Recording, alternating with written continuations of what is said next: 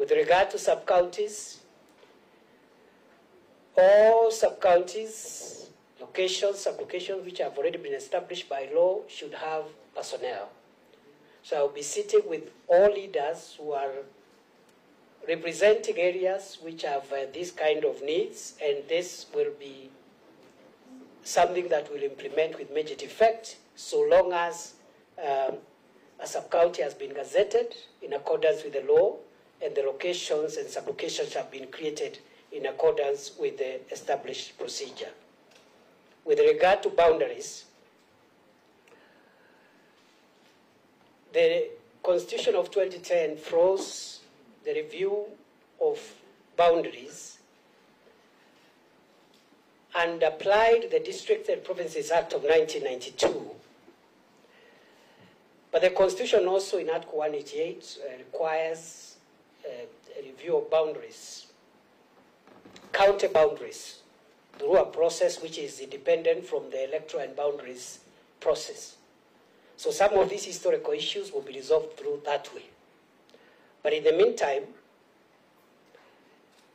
the struggles around boundaries are normally struggles that are fueled by political leaders.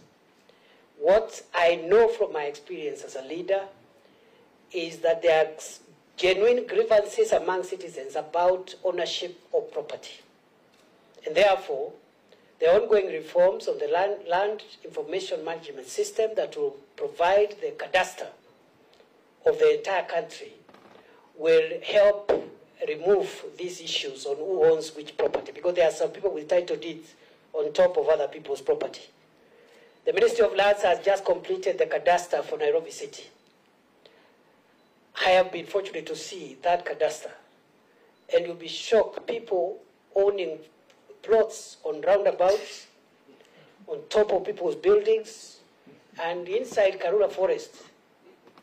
So once this cadastre process, and the Kenya Kwanza, the executive order signed by the President on 12th of October, has already identified this area of land information management, rolling out of these limbs and the preparation of the national cadastre as one of the reforms that will be taken across the country, so that you know where your property is and nobody has a title deed on top of somebody else's farm.